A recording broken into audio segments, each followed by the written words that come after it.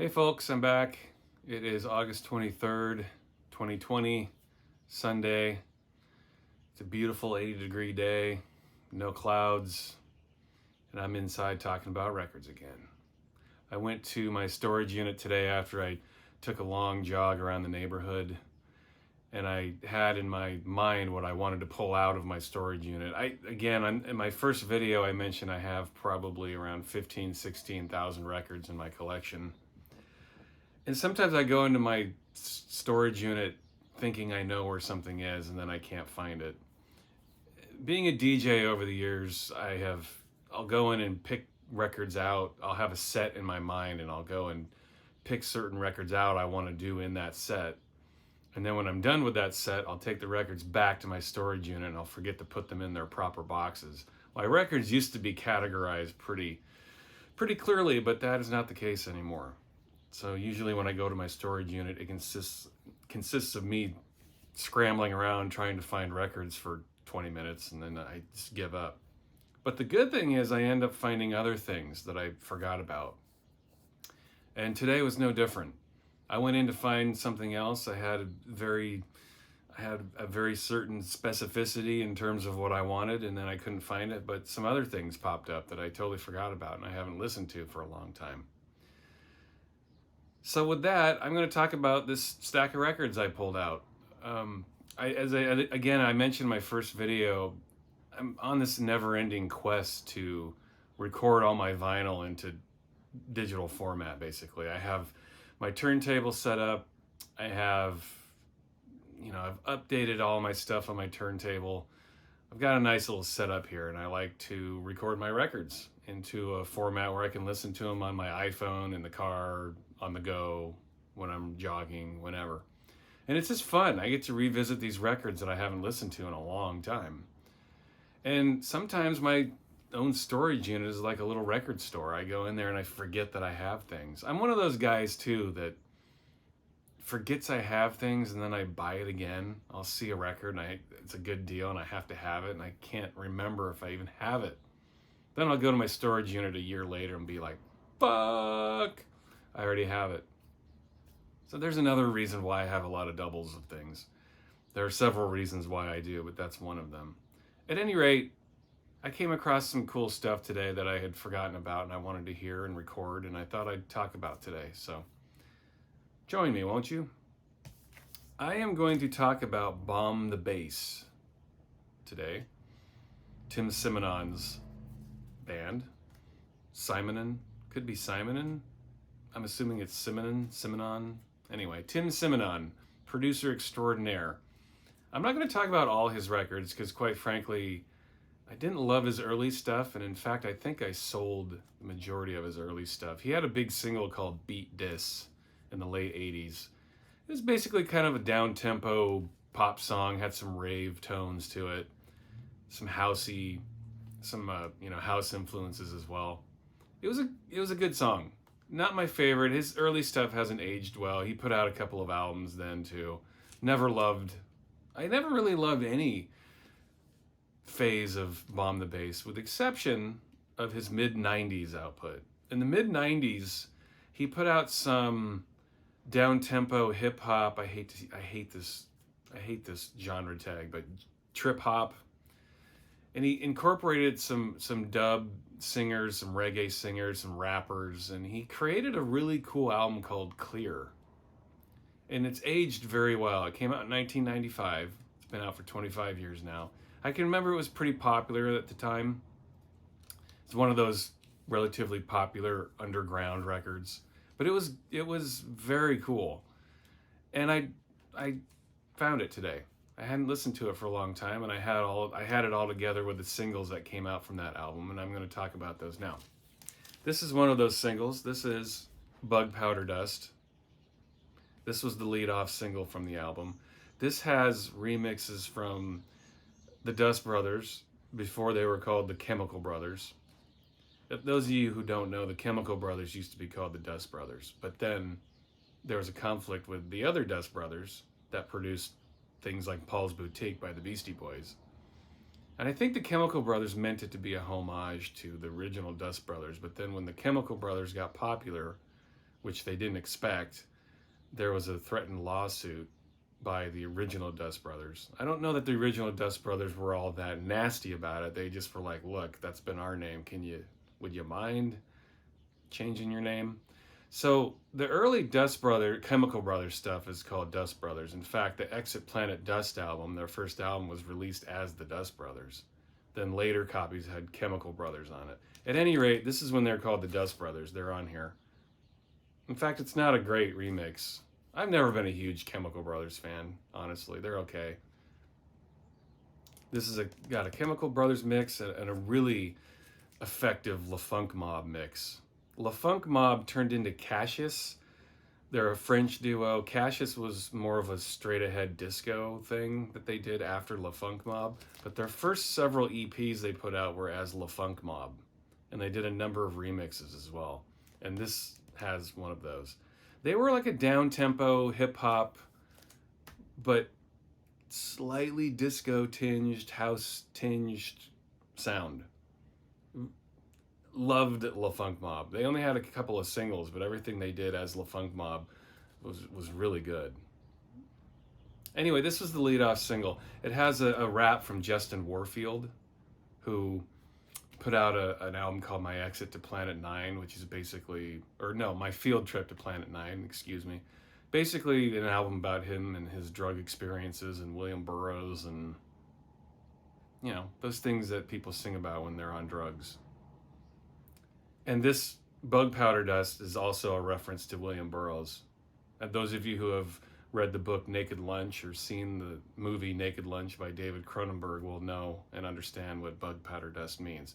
That's exactly what it's a reference to. Great song, great mixes, great single. This was the second single. This is Dark Heart.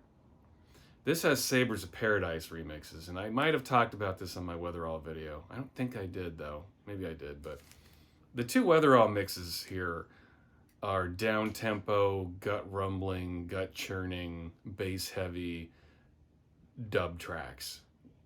Weatherall and the boys and Sabres took this original version, which is good. The original version's very effective, and made these two deep, immersive dub tracks that are really effective. Some of Sabre's best remixes exist here on this single. Highly recommend finding this, buying it, and cherishing it. This was the third single from the album, One to One Religion. This was their weakest single. It's not terrible, not great. It exists in that nether region of, it's okay categories. But it does have a couple of effective mixes. It has 808 State and Richie Houghton of, Plastic Man mixes. And those are the two reasons you want this. The other mixes are mediocre at best, in my opinion. And the original wasn't all that great either. Tim Simonon does his own mix here. And that's one of the better mixes. There's a total of 6, I think. Yeah. 6 mixes. And 808 State and Richie Houghton are two other acts that I will definitely talk about here at some point. Especially 808 State. 808 State is one of those groups I feel flies under the radar today and is underappreciated. Excuse me. 808 State is one of the pioneers of electronic music. Way ahead of their time. One of the very first British techno acts to slay dance floors. People like Richard James, Aphex Twin, would readily admit that 808 State directly inspired him to make music. So I will definitely talk about 808 State, but they do a good mix on there, as well as Richie Houghton. This was the last single from the album. They released a single called Sandcastles. I don't have that, but that's what this is. This is basically, it's sort of a promo of Sandcastles. Sandcastles was a kind of a down-tempo ballad. But that Sandcastles song had yielded more remixes of Bug Powder Dust by Kruder and Dorfmeister, both of which are here. And more of note, it had 2 Jedi Knights mixes of Absorber, which was a B-side. Now, the Jedi Knights are Tom Middleton and Mark Pritchard, if you're not familiar. Also of Global Communication, Jedi Knights, Reload, all kinds of other names. And I will definitely talk about Global Communication, Mark Pritchard, Tom Middleton, Jedi Knights. I will spend a lengthy video talking about them because they have meant a ton to me over the years. One of my all-time favorite groups.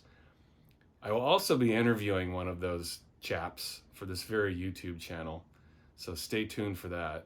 They're getting ready to re-release 7614 and Pentamorous Metamorphosis on Evolution Records through Bleep, which is Warp's online record store. That's coming out in a couple weeks. So I plan on doing a unboxing of that and going to interview one of those guys. I won't reveal who it is yet, and still keeping my fingers crossed that it happens, but as of now it's still happening, so stay tuned for that. At any rate, the Jedi Knights mixes are killer here. 2 slabs of dirty electro nastiness makes this promo well worth it. And this promo is worth getting too because the commercial copy only has 1 Jedi Knights mix. This has both of them, and both are worth owning.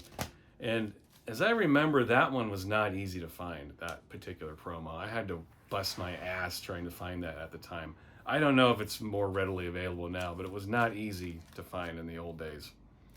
When I say old days, I mean mid-90s. But yeah, it wasn't easy. Hopefully it's easier now to find. Here's the album Clear.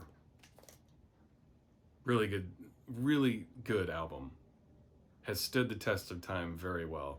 I listened to this earlier when I pulled it out today. It still sounds good. It's very hip-hop influenced, but from a British perspective. Has that trip-hoppy feel. It has a good array of out there rappers and singers. The singers are all, they all come from the dub and reggae world, so there's a very, dub feel to this. It's sort of hip-hop dub. And not many albums sound like this either. And Tim Simonon is a great producer. He went on to produce Depeche Mode, for example. He produced Ultra, their album Ultra, which is one of my all-time favorite Mode albums. Ultra was the album that got them back on track after they did that grungy mess of Songs of Faith and Devotion. I think Ultra came out in '96. So Simonon got them back on track. This is just my opinion, but Ultra, I would put that in my top 5 Mode albums easily. And this guy produced it. Really great producer, and you can hear it on here. Some of the people he brings on here to sing and rap on: Justin Warfield, Bim Sherman, reggae dude, Spiky T again. He's the one on Dark Heart. I don't know who Spiky T is, to be honest. Oh, Leslie Weiner's on here. Or Weiner. Her name is spelled differently. It's Weiner or Weiner. She was, well, look her up. I don't know. I'll pull her records out at some point too. She recorded under the name C. She was a poet and a model and other things. But anyway, great album. I wanted to pull that out and show that. Those of you who like that 90s trip hop sound, this is one of the best. This ranks up there with Massive Attack albums, in my opinion. This is, let me clear this up a little bit. You can't really see the cover because there's some newspaper clippings, but this is an album by the Young Gods. And these dudes this is called Only Heaven, by the way, this album. This came out in 1995. Young Gods are really cool. There is no band that sounds like this. I think if there were any band that I would compare this band to at all, it would be Pancow. Those of you who remember Pancow had a similar vibe in that they married all kinds of intense influences: experimental, industrial, electronic, metal, hard rock. This is a hard album to categorize. Again, these guys were on Wax Tracks in America. That might give you a portrait of what these guys might sound like. They're dancey and have electronic beats, but then they also have these hard metal guitar riffs, yelling and lots of yelling and screaming into the microphone, but a very hard edge sound. It's a sound you have to experience. It's not easy to describe, but I just felt like hearing this today. I have the other Young God stuff too, but this album just sounded good. This was when they started in the late 80s, but when they got to this phase of their career, they were firing on all cylinders. This is a powerful album. It kicks ass. And you guys know what I mean. Sometimes you just need an album that kicks ass. And this is an ass-kicking album.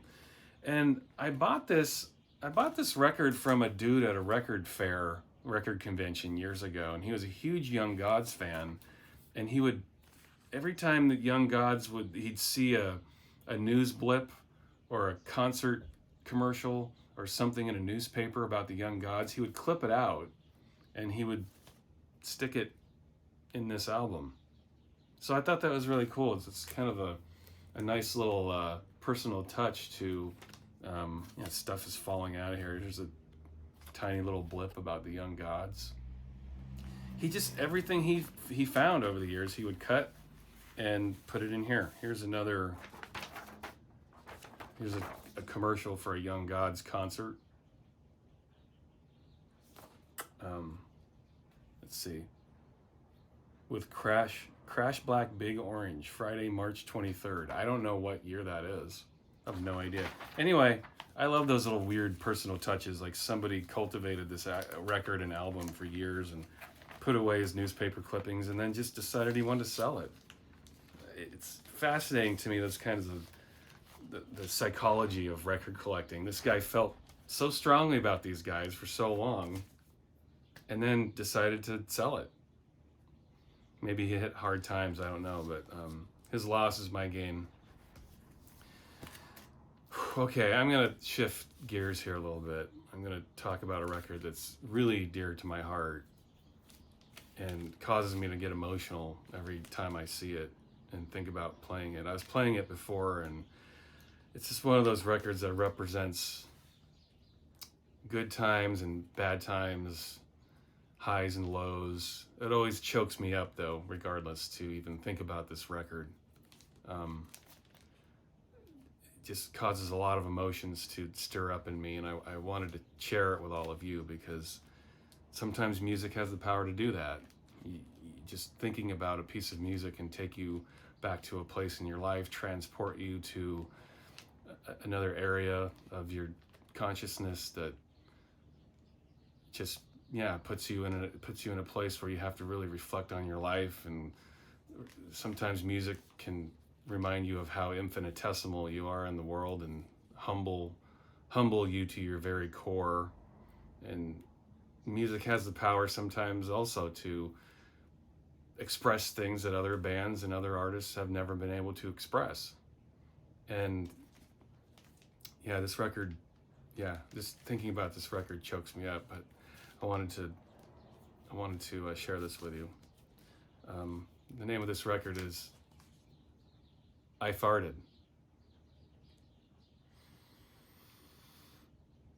I get a little choked up. I think about this. No, okay, I'll cut the bullshit. This is a hilarious record. Frequency. Now, or Freak Quincy. This record actually, by the way, is everything that you thought it would be. It's about farting. It's really as deep as that. I am convinced that this is Aphex Twin. This is Richard James. It came out on Rephlex, his label. Came out in 1997. I remember at the time everyone I knew who had this was convinced it was him, and I'm still convinced this is him. I mean, come on. We're talking about Richard James here. The ultimate musical prankster. I think if there was anyone else that might be on his level in terms of pranks, or the KLF, although the KLF took themselves pretty damn seriously. I would guess that this is Richard James, though. If you're an Aphex Twin fan and you don't have this, you have a hole in your collection. At any rate, this is fucking hilarious, and the video is really funny too. Look it up on YouTube. The video is a fucking riot. But check this out. There are 5 versions. And it's kind of presented like a hip hop version or a hip hop record. It's got like, an instrumental and a trumpapella, and it's got fart sounds, and it's really funny. If you love Aphex Twin, but more importantly, you appreciate farting, as I do, buy this. I farted. Just now. I just had dinner. But also, this record, I farted. Brilliant stuff. Okay. I just wanted to hear this. I saw this in one of my boxes, and I was like, damn, I haven't heard that in a long time. Joe Jackson. Joe Jackson. If you don't know this guy, here he is. You should know him. I'd be shocked if anyone didn't know Joe Jackson, but this has a song. Oh, this is called Night and Day, by the way, this album. This has a song on it called Steppin' Out, which you've heard. Even if you don't know you've heard it, you've heard it. It's one of those massively popular songs. This is actually my dad's album. By the way, this is where I got my record collecting bug from, is my father. He collected records for years, and I had these records. I was surrounded by vinyl growing up, and I got the bug from him, and this is actually one of his albums. He gave me his collection a number of years ago. This is a beautiful album. Joe Jackson. He started his first album. Oh no, I'm drawing a blank. I can't remember the name of his first album.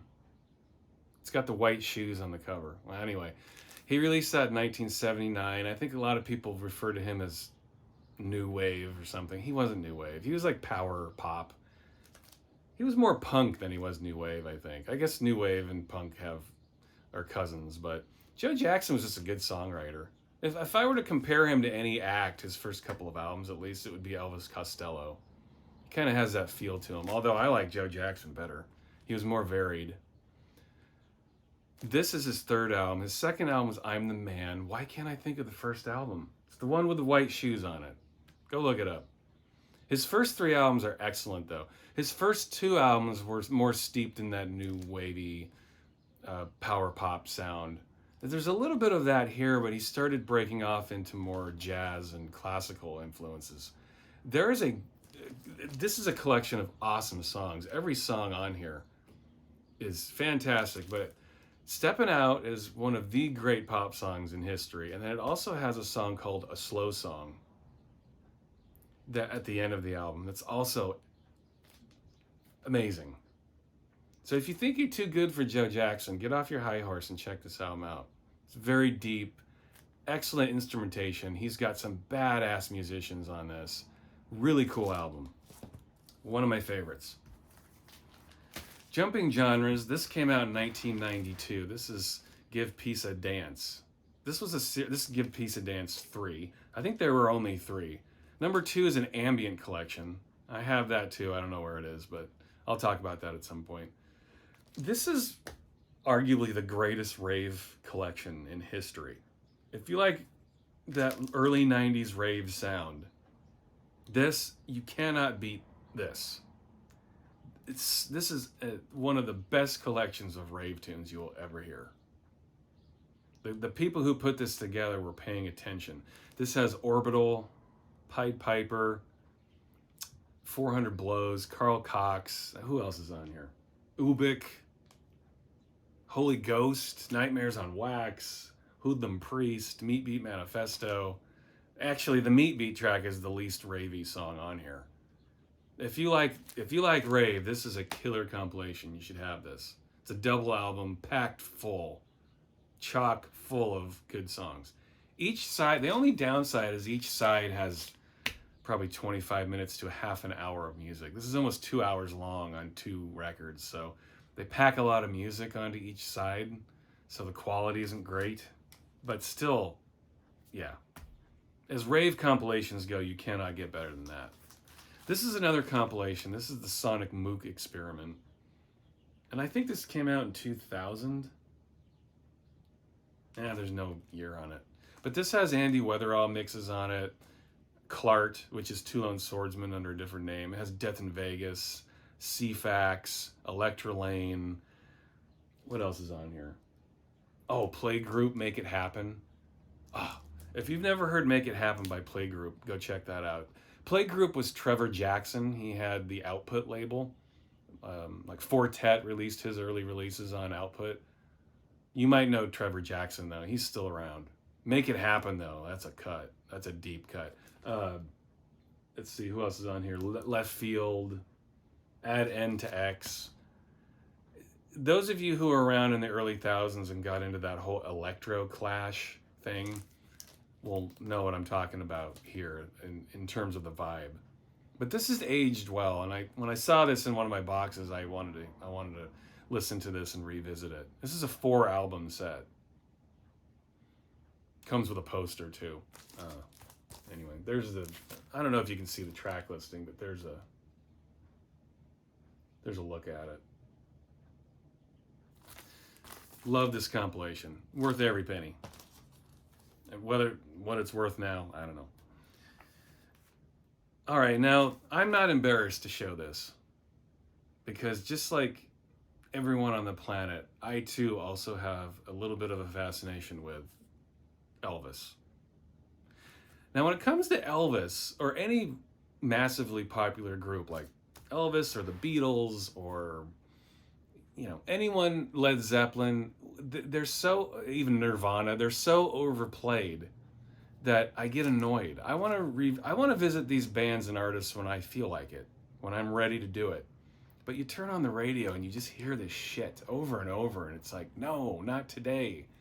Let's hear something new. But when I'm ready to do it. I want to hear Elvis sometimes. I just do. And particularly the Complete Sun Sessions. These Sam Phillips recorded Sun Sessions, these are great. Especially Blue Moon. Man, you can say you hate Elvis and make up any excuse you want to hate Elvis. But I defy you to listen to the original Sun recording of Blue Moon and tell me that is not a moving song. One of the greatest vocal performances ever, and one of the greatest recorded performances ever. Blue Moon, the Sun Session. But this has got the entire sessions right here. And I'm ready to hear it. As soon as I'm done listening to the Young Gods and my rave music, I'm going to this, baby. Elvis Presley. There's nothing wrong. 10 million Elvis fans can't be wrong. Is that what it was then? 100 million? Yeah, that sounds more like it. And to end the video, I'm going to hold up another obvious classic. I think most record collections on the planet Earth have this in it, Kind of Blue by Miles Davis. But what makes this unique is this is a 1995 reissue on double vinyl. I bought this in 95. This is a US edition on Columbia Records. It has a Kind of Blue. But on the second disc, it has the corrected speed version of Kind of Blue. Now what that means is, and I wasn't entirely clear about that either until recently, but apparently a Kind of Blue, the master tapes were recorded and released slightly too fast. Just a little bit too fast. Like those versions we've heard of So What over the years, those were recorded just a tad too fast. But once it got mastered and released to the masses, no one knew any different anyway. Well, this has the corrected speed versions. So you're getting two versions. To most people's ears, they're not going to hear a lot of differences, but there are differences. And just having this album as it was intended by its artist, one of the great artists of history, it's worth having. It also has the alternate take of flamenco sketches. And to my knowledge, this is the only source that you can find the analog demo version of flamenco sketches. I think. That's how it was when I bought it. I remember when I bought this at the time, you could only find the analog version on vinyl on this edition. Now that might have changed. Maybe it's come out since then. I don't think so though. I think Flamenco Sketches, the alternate take, has been released, but the digital version, not the analog version. So, and I looked this up on Discogs too. This is not cheap to find now. This is a collector's item, but man, this is worth it. I mean, for one, it's a Kind of Blue. Come on. If you love music, and I know that you do, you should own this album anyway. But this is worth every penny if you can find it. I would highly recommend this package. And it's a nice package too. It comes in a nice gatefold sleeve, very well written liner notes, thick, well pressed vinyl. Sounds fantastic. Highly recommend getting this. If it's one of the best albums of all time, you deserve to have one of the best presses of it of all time. I do have an original 1959 press of this, but it's beat to shit, you know. I found it somewhere at a garage sale years ago, but it was beat up. But this is a great alternative. It sounds amazing. A Kind of Blue, Miles Davis. So that's my video for tonight. And I appreciate you bearing with me as I got emotional over the I Farted record. As I said, sometimes we just get touched. We get touched in other places, and I Farted touches me in those special places, those unmentionable places. See you next time.